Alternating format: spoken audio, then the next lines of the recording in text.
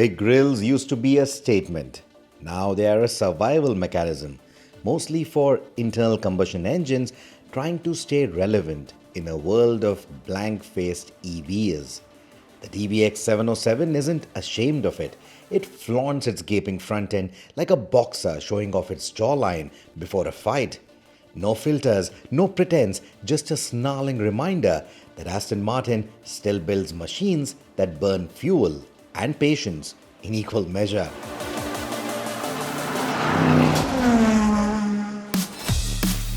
This is the midlife makeover of the Aston Martin DBX. Now you might look at the surface, squint and say, that's not new. And you won't be wrong if you say that, because cosmetically not much has changed. But it has some meaningful upgrades, something that makes it sharper.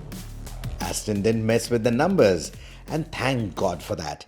The 4-litre twin-turbo V8 still throws out 707 metric horses that give the car its name. And there's a bulldozing 900 Newton meters of torque. The engine is mated to the 9-speed AMG transmission, the wet clutch transmission. It's borrowed from the GT63, brilliant transmission. Certainly not as brutal as the 8-speed ZF that we sampled with this engine on the Vantage V8. But it's very effective, especially when you are in the mood to go gunning around corners. It works really well. And when you're not in the mood, when you just want to relax, poke the practical side of the DBX, the gearbox behaves like a typical Mercedes. Domesticated animal, let's put it that way. But to sharpen things up, the revised air suspension with a new control module, retuned anti-roll system, and bushings that don't flinch at lateral roads all mean that this 2.2-ton wedge now changes direction with more intent and less drama.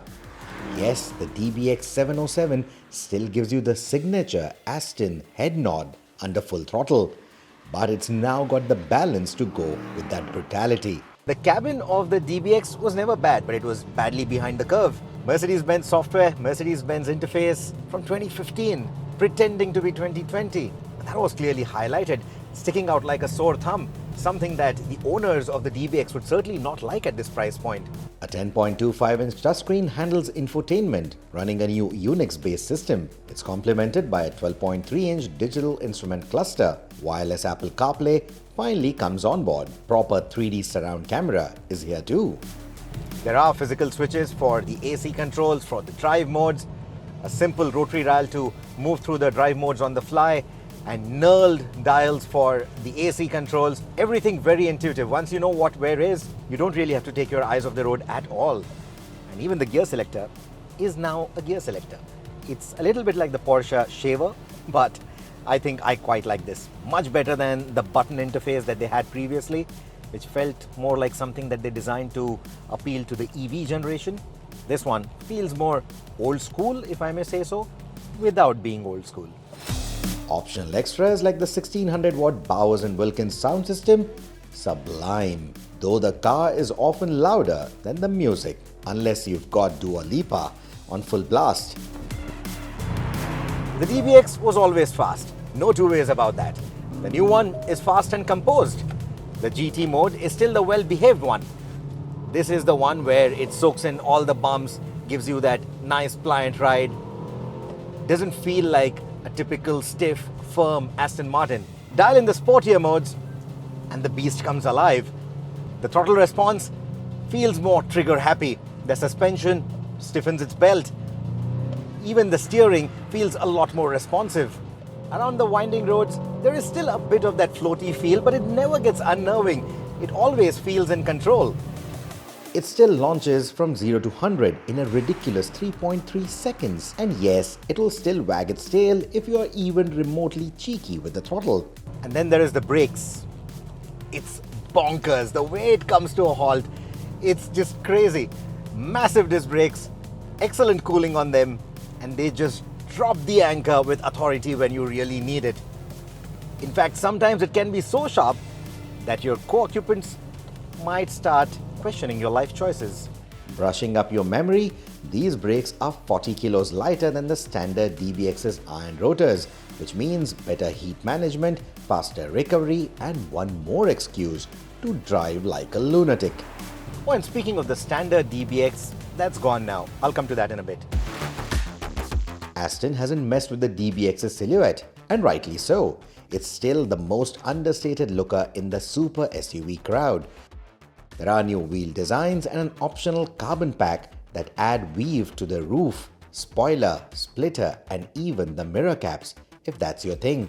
It still rides on absurd 23-inch wheels, which fill up the arches like a pair of designer sneakers, one size too big.